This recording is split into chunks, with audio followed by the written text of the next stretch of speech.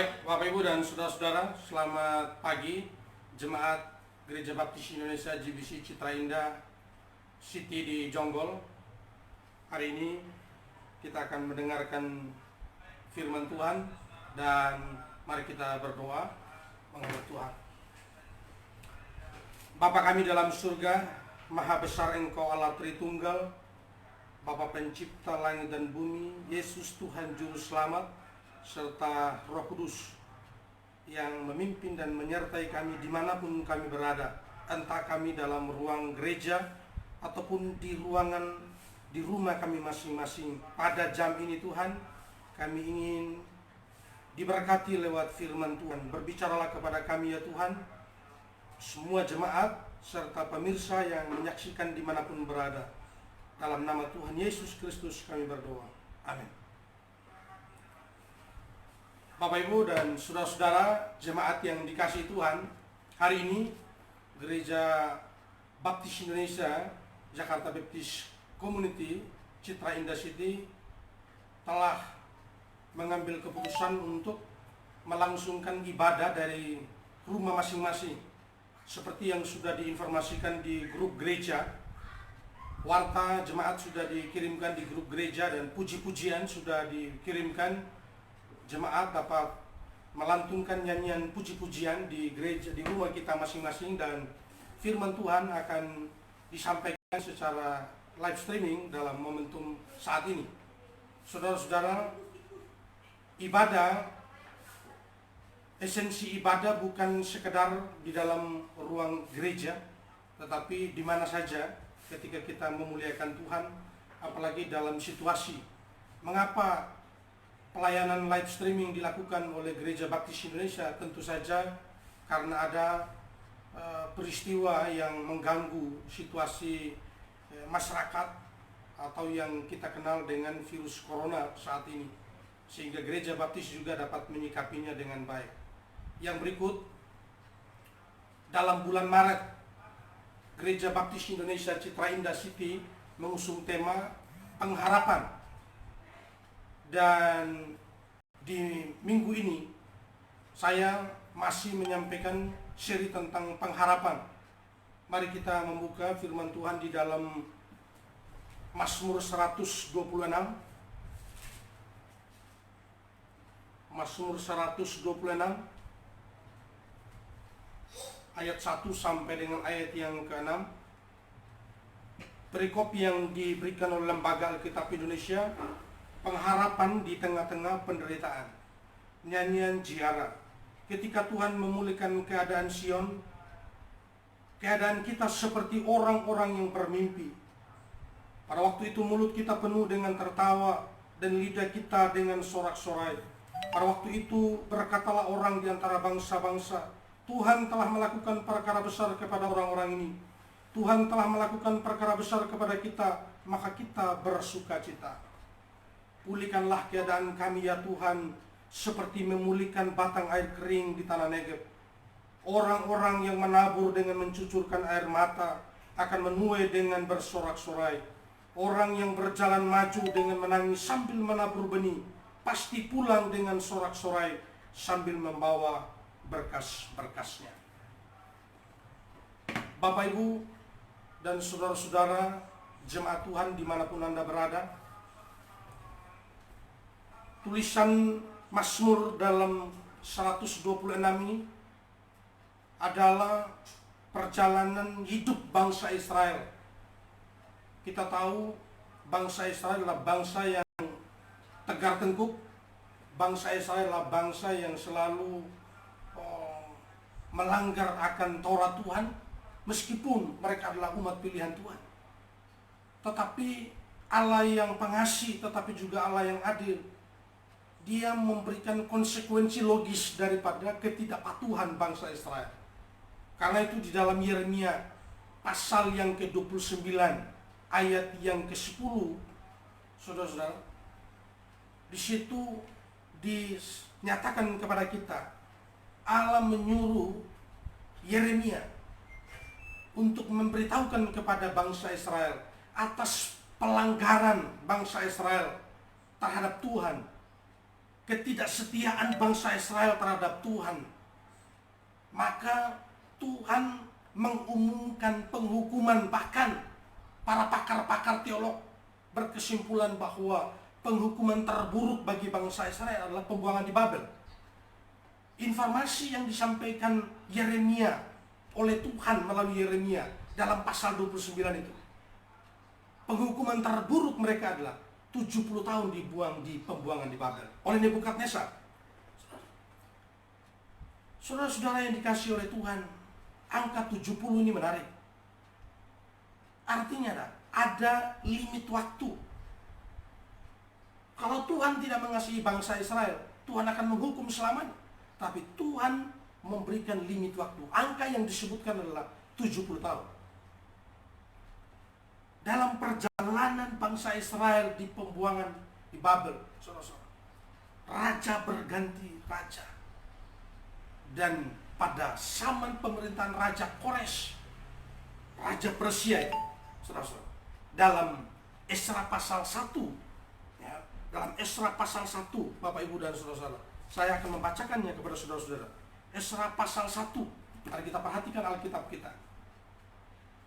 Ayat 1, pada tahun pertama zaman Kores Raja negeri Persia, Tuhan menggerakkan hati Kores Raja Persia itu untuk menggenapkan firman yang diucapkan oleh Yeremia, sehingga disiarkan di seluruh kerajaan Kores secara lisan dan tulisan pengumuman ini.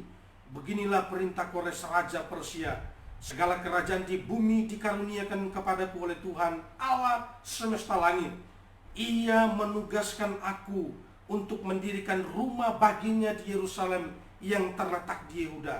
Siapa di antara kamu yang termasuk umat Allah, yang termasuk umatnya, akan kembali ke Yerusalem? Saudara-saudara yang dikasihi oleh Tuhan, Tuhan menyuruh Yeremia 70 tahun penghukuman di Babel. Setelah genap 70 tahun, saudara-saudara, dalam kitab Esra, siapapun raja yang memimpin, kalau sudah tepat 70 tahun, maka Tuhan dapat menggerakkan hati siapapun. Dan dalam konteks ini adalah Raja Persia, Raja Kores, Raja Persia. Dan hatinya digerakkan oleh Tuhan untuk menyuruh bangsa Israel kembali ke Yerusalem. Saudara-saudara, Anda bisa membayangkan dalam Mazmur 126 ayat 1 sampai dengan ayat yang ketiga. Itu menarik sekali. Ketika bangsa Israel ada disebut di situ nyanyian ziarah. Nyanyian ziarah adalah nyanyian yang dilantunkan oleh orang-orang yang kembali ke kampung halaman. Orang-orang yang kembali ke daerah asalnya. Karena apa? Karena dia sebagai pembuangan. Saudara-saudara, dia kembali ke daerah asalnya dan dia pulang dengan sorak-sorai yang disebut dengan nyanyian ziarah.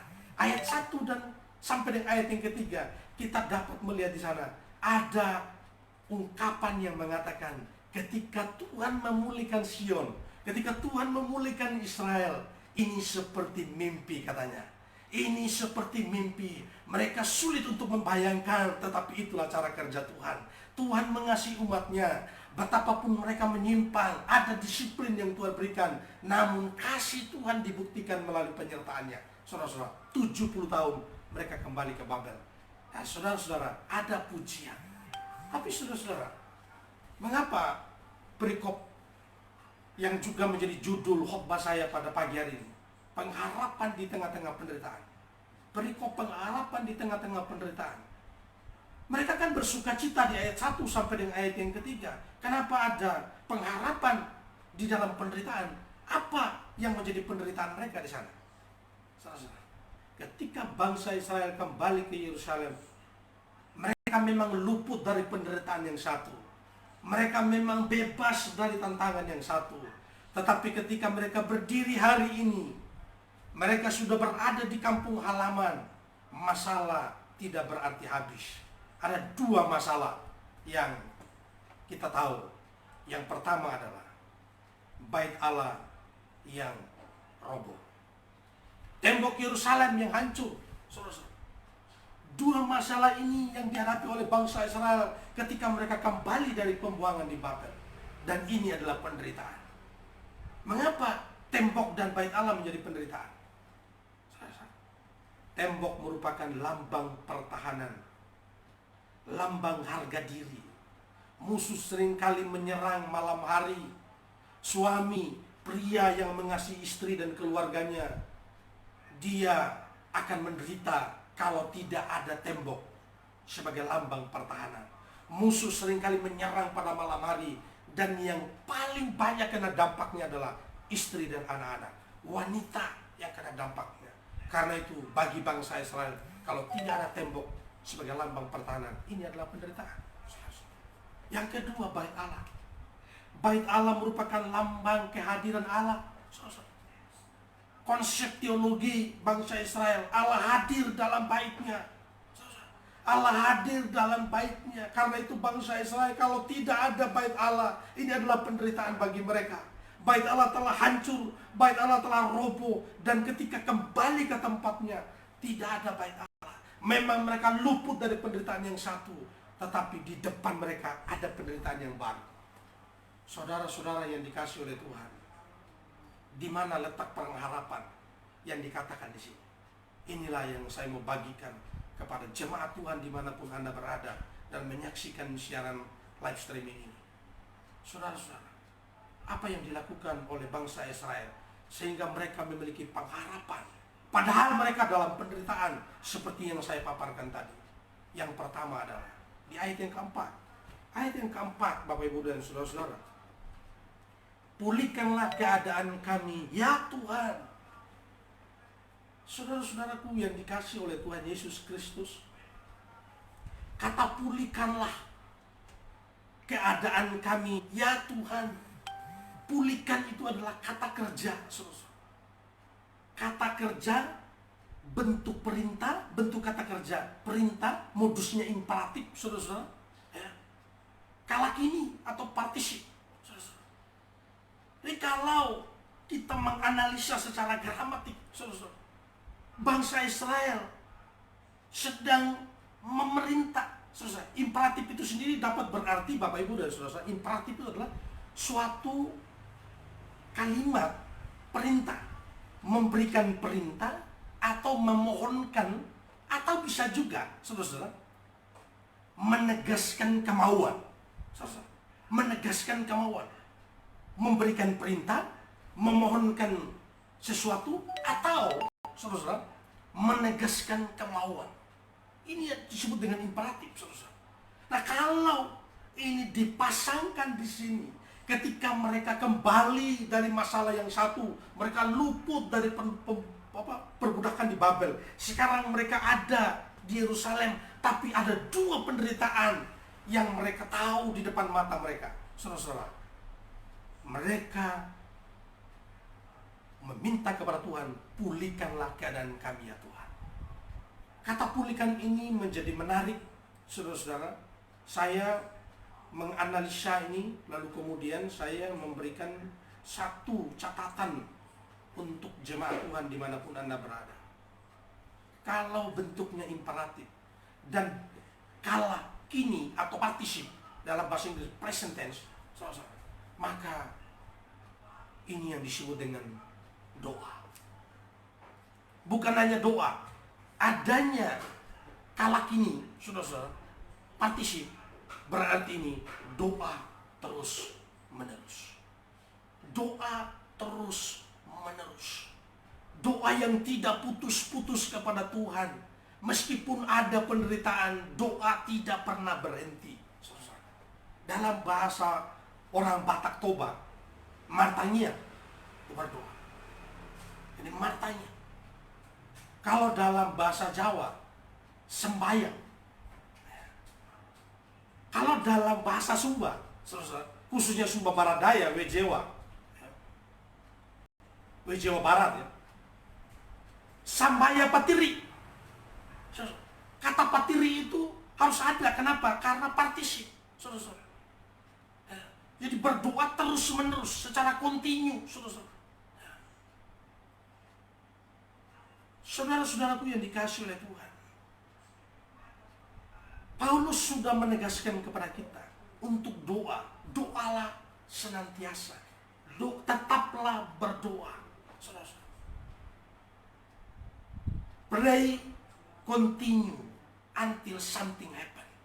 Berdoa terus sampai sesuatu terjadi. Dan ini yang dilakukan oleh bangsa Israel. Ketika mereka mengalami penderitaan. Bangsa Indonesia sekarang, kita mengalami malapetaka. Definisi dari malapetaka adalah sesuatu yang tidak kita inginkan terjadi. Definisi lain dari malapetaka adalah kecelakaan. Dan ini yang dialami oleh bangsa Indonesia hari ini. Bahkan diprediksi oleh para ahli, virus corona ini terus bertambah, terus berbahaya. Dan pemerintah menginstruksikan untuk setiap masyarakat dimanapun berada, stay at home. Bantu pemerintah, bantu para medis, kita tinggal di rumah untuk sementara waktu. Termasuk kebaktian yang kita lakukan di rumah kita masing-masing. Allah hadir dalam rumahmu. Allah hadir dimanapun kita berada. Dan ketika Anda menyaksikan firman Tuhan ini, Anda jangan lupa untuk terus berdoa kepada Tuhan. Berdoa terus-menerus kepada Tuhan. Hanya doa yang merupakan senjata kita. Doa besar kuasanya. Salah satu contoh perumpamaan yang diberikan oleh Tuhan Yesus dalam Injil Lukas pasal 18. Injil Lukas pasal 18. Kalau Anda baca di sana, Yesus memberikan satu perumpamaan. Ada seorang hakim yang jahat, hakim yang tidak benar. Lalu ada seorang janda yang memohon kepada hakim yang tidak baik ini, hakim yang jahat ini, atau hakim yang tidak benar. Janda ini datang kepadanya dan berkata, Pak Hakim, tolonglah perkaraku, belalah perkaraku. Hakim ini mungkin melihat janda ini seorang yang miskin, janda tidak punya apa-apa, dan hakim menolak. Tetapi saudara, janda ini tidak jemu-jemu datang kepada hakim untuk meminta permohonan yang sama. Saudara, pertanyaannya, mengapa dia tidak pergi ke orang lain? Kenapa dia datang kepada hakim? Karena hanya hakim yang bisa menyelesaikan perkara hukum. Saudara, hakim tidak bisa menyelesaikan perkara hukum yang sudah masuk dalam ranah pengadilan. Pendeta nggak bisa. Saudara, petani biasa nggak bisa. Saudara, guru-guru nggak bisa. Jadi menurut janda ini, orang yang paling berkompeten menyelesaikan perkaranya adalah hakim ini. Karena itu dia terus datang kepada hakim ini. Dia tidak peduli kalau hakim ini adalah hakim yang jahat. Saudara, dia terus datang. Yang dia tahu adalah orang ini yang bisa menyelesaikannya. Dan dia datang terus kepadanya. Saudara tahu, hakim ini menolong janda ini bukan karena kasih. Hakim menolong janda ini karena janda ini terus merepotkan dia. Janda ini terus mengganggu waktunya. Saudara, janda ini mengganggu kenyamanan dari hakim ini. Dan hakim ini akhirnya berkata, daripada dia mengganggu aku terus-menerus, lebih baik aku menolong dia. Yesus berkata, Allah kita lebih dari hakim ini. Ada apa, saudara? Allah kita lebih dari hakim yang jahat ini. Kalau hakim yang jahat saja mau menolong dengan pertimbangan supaya tidak diganggu lagi, Allah kita dasarnya sangat mengasihi jemaat Tuhan. Orang-orang yang percaya dikasihi oleh Allah. Karena itu, doalah terus-menerus. Sembahyang terus-menerus. Bertanya terus-menerus dimanapun Anda berada. Doa bukan hanya pada musim dingin, bukan hanya pada musim panas, bukan hanya pada saat Anda dilanda malapetaka, bukan pada saat ada virus corona, bukan hanya pada saat Anda diberkati dengan pekerjaan dan diberkati dengan harta yang banyak. Doa terus-menerus. Doalah terus-menerus. Ini pesan saya kepada jemaat Tuhan dimanapun Anda berada. Nah, ini adalah pesan firman Tuhan. Yang kedua, Bapak Ibu dan Saudara, masih di ayat 4, firman Tuhan berkata di ayat yang keempat, pulihkanlah keadaan kami ya Tuhan, seperti memulihkan batang air kering di tanah Negeb. Pulihkan keadaan kami ya Tuhan, seperti memulihkan batang air kering di tanah Negeb. Anda mungkin bertanya, Ini masalahnya kan masalah bait Allah yang hancur, lalu kemudian tembok Yerusalem yang roboh. Lalu mengapa tanah Negeb dibawa-bawa ke sini? Barangkali ada yang bertanya seperti itu ketika Anda cek, membaca berkali-kali teks itu. Saudara-saudara yang dikasih oleh Tuhan, tanah Negeb itu terletak di selatan Palestina. Tanah yang tandus, tanah yang kering, sulit sekali mendapatkan sumber air. Sulit sekali untuk mendapatkan sumber air. Bahkan sejarah mencatat, saudara-saudara, jangankan air untuk manusia, air untuk tumbuh-tumbuhan dan hewan juga sulit sekali. Itu artinya, saudara-saudara, di lingkungan tanah Negeb itu semua makhluk terancam punah. Semua makhluk terancam punah, saudara. Karena apa? Sulit air. Tapi di tengah-tengah kesulitan seperti itu, Bapak Ibu dan saudara-saudara, Allah dalam kedaulatannya, Allah dalam kasihnya, Dia memunculkan batang air dari dalam tanah. Saudara-saudara, ini menarik sekali. Anda perhatikan baik-baik. Allah mengasihi masyarakat di tanah Negeb yang tidak mungkin Allah bisa lakukan. Saudara-saudara, yang mustahil menjadi tidak mustahil kalau Allah mau dan kalau Allah bekerja. Saudara-saudara, di tanah Negeb itu, saudara-saudara, Allah bisa memunculkan batang air. Lalu kemudian bangsa Israel ketika mereka diperhadapkan dengan bait Allah yang hancur, tembok yang roboh, ini adalah penderitaan bagi mereka, ini adalah masalah bagi mereka, ini adalah kesulitan bagi mereka, ini adalah ancaman bagi mereka. Saudara-saudaraku yang dikasih oleh Tuhan, mereka berhenti sejenak, lalu kemudian menoleh ke belakang. Mereka menoleh ke belakang. Saudara-saudara, dulu di tanah Negeb, daerah yang sulit air, dulu di tanah Negeb, kesulitan dan masalah yang mengancam kehidupan para makhluk hidup, tumbuh-tumbuhan, hewan dan manusia, binatang dan manusia, semua makhluk terancam punah, saudara-saudara. Tapi Allah El Shaddai, Allah yang Maha Kuasa, dalam kedaulatannya, saudara-saudara, dalam konsiderannya, saudara-saudara, dalam kehendaknya, Dia bisa melakukan sesuatu di luar batas akal pikiran manusia. Yang Dia lakukan adalah mengeluarkan air dari dalam tanah. Dan akhirnya tanah Negeb menikmati kehidupan dengan sumber air yang melimpah. Saudaraku yang dikasih oleh Tuhan, ini yang saya sebut dengan poin yang kedua. Saudara, orang yang punya pengharapan meski di dalam penderitaan adalah orang itu berpikir secara positif. Saudara, ini penting sekali, saudara. Orang Kristen harus berpikir positif meskipun dalam tekanan, meskipun dalam penderitaan, meskipun dalam kesulitan. Saudara, kita mesti berpikir positif, saudara. Ini penting sekali, ini poin. Saudara, ini poin yang penting bagi jemaat Tuhan. Saudara, jangan takabur, jangan takut, jangan bimbang. Saudara, jangan putus harap, jangan putus asa. Tetap, saudara, berdoa kepada Tuhan, berpikir positif. Ini yang menarik dari bangsa Israel. Saudaraku yang dikasih oleh Tuhan, jangan lihat masalah hari ini lalu kemudian Anda lupa pertolongan Tuhan masa lalu. Satu saja contoh yang dipakai bangsa Israel. Mungkin kalau waktunya cukup banyak, barangkali bangsa Israel juga bisa mengambil contoh yang lain, bukan hanya tanah Negeb. Barangkali waktu pengalaman Musa, waktu Firaun mengejar mereka, lalu kemudian Musa diminta oleh Tuhan dengan tongkatnya membelah laut, saudara-saudara. Lalu kemudian laut terbelah dua, saudara-saudara. Barangkali bisa juga dijadikan contoh, saudara-saudara. Tuhan dulu, musuh-musuh sudah mau membunuh semua bangsa Israel, tapi Tuhan bisa melakukan sesuatu dalam masa yang sulit sekali. Saudara-saudara, dalam masa yang sulit Tuhan bisa lakukan. Bangsa Israel mengambil contoh satu, tanah Negeb. Tanah Negeb sebagai bukti pemeliharaan Tuhan. Allah bukan saja Allah dalam sejarah providensial yang menyertai, yang memelihara bangsa Israel ketika mereka kesulitan makanan, diberikan makanan.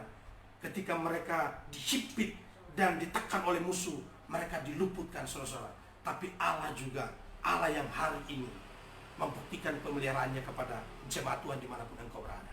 Allah yang membuktikan pemeliharaannya kepada saudara-saudara dimanapun Anda berada. virus corona atau virus-virus yang lain, masalah pekerjaan, masalah rumah tangga, saudara-saudara, masalah sakit penyakit. Engkau mungkin sedang menderita penyakit yang lain selain virus corona, saudara-saudara.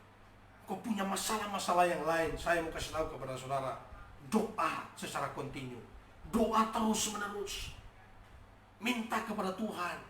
Lalu kemudian yang kedua, engkau harus berpikir positif. Dulu Tuhan pernah menolongku. Dulu waktu aku opnam hampir mati, tapi Tuhan menolongku, hari ini aku berada. Dulu aku pernah malaria, dulu aku pernah demam berdarah. Barangkali itu saudara.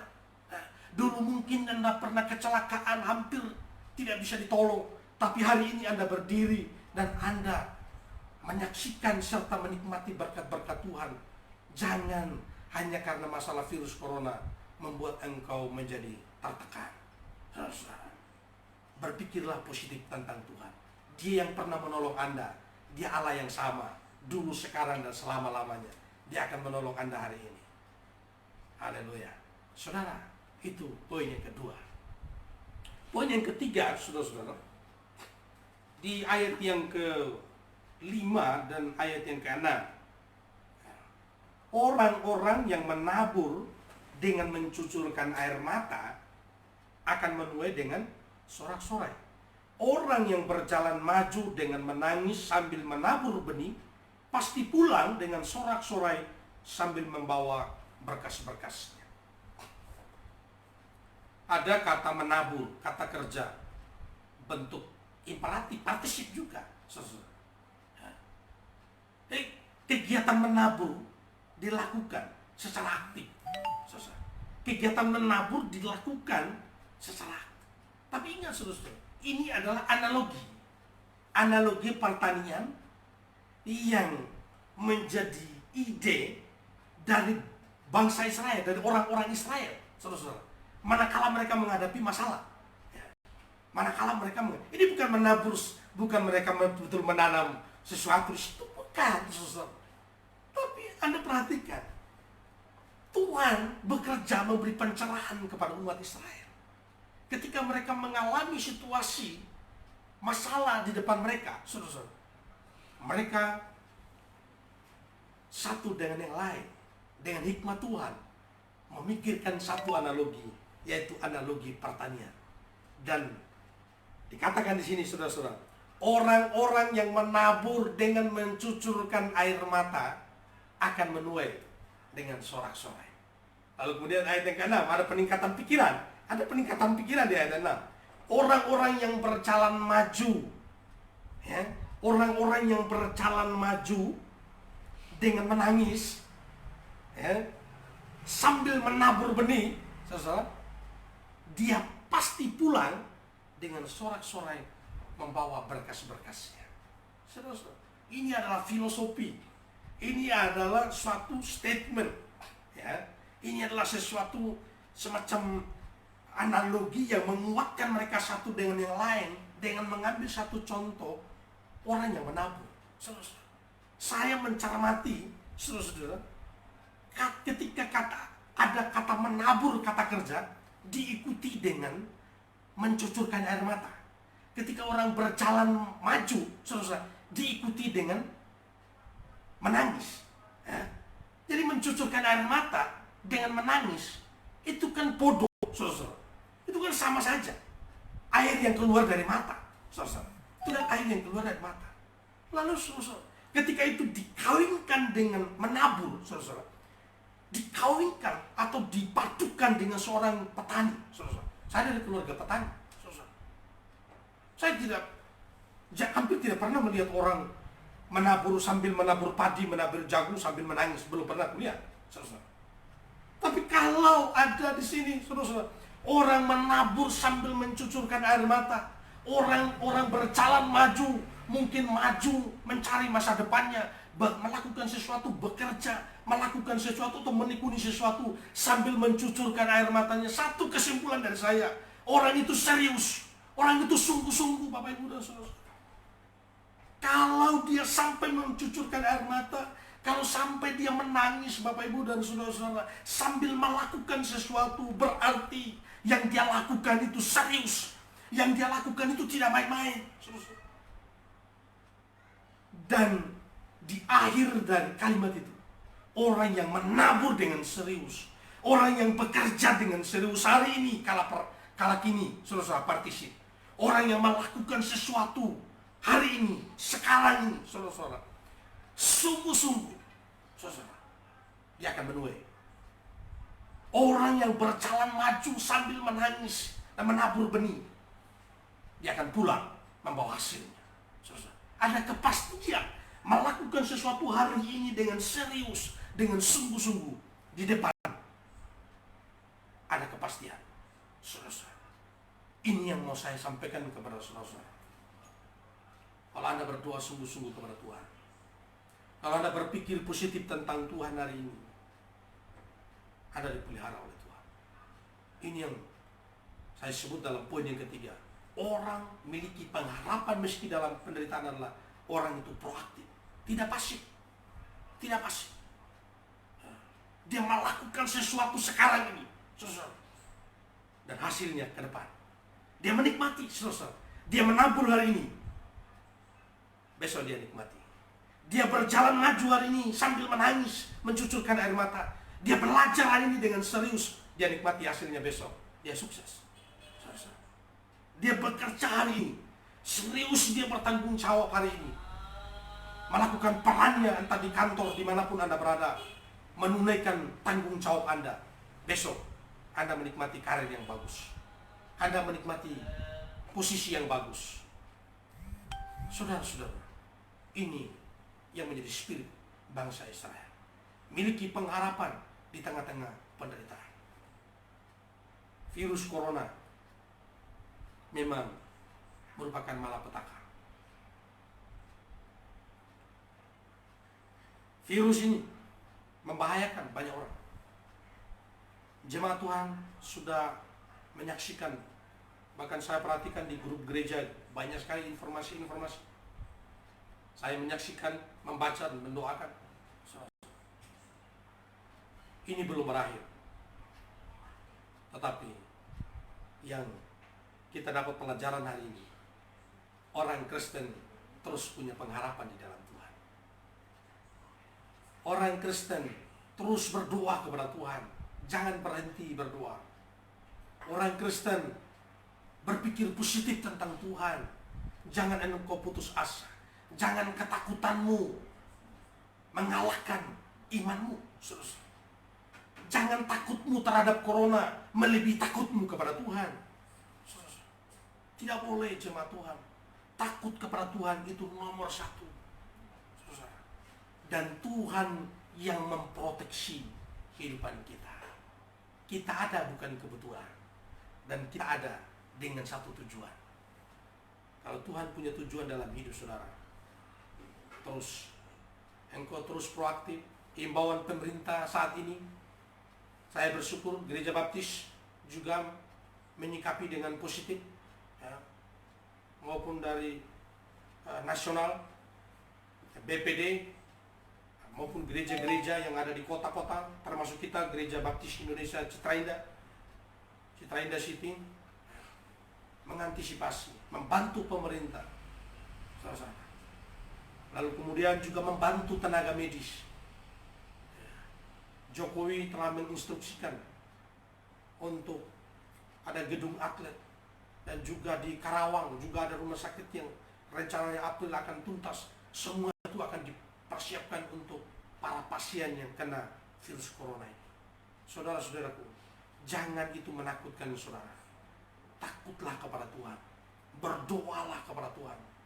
Dengan takut dan gemetar kepada Tuhan. Tuhan, aku ada hari ini dengan satu tujuan. Aku ingin memuliakan Engkau. Aku memang beribadah di rumah karena situasi yang tidak kondusif. Tapi aku tahu Engkau menyertaiku. Engkau memberkatiku. Engkau melindungi. Itulah yang menjadi spirit kita. Saudara-saudara jemaat Tuhan dimanapun engkau berada, semangat terus. Jangan putus harap. Miliki pengharapan meskipun di tengah-tengah penderitaan. Saya dan keluarga ada terus untuk mendoakan saudara-saudara dimanapun engkau berada. Dan Tuhan Yesus memberkati. Selamat hari Minggu. Shalom.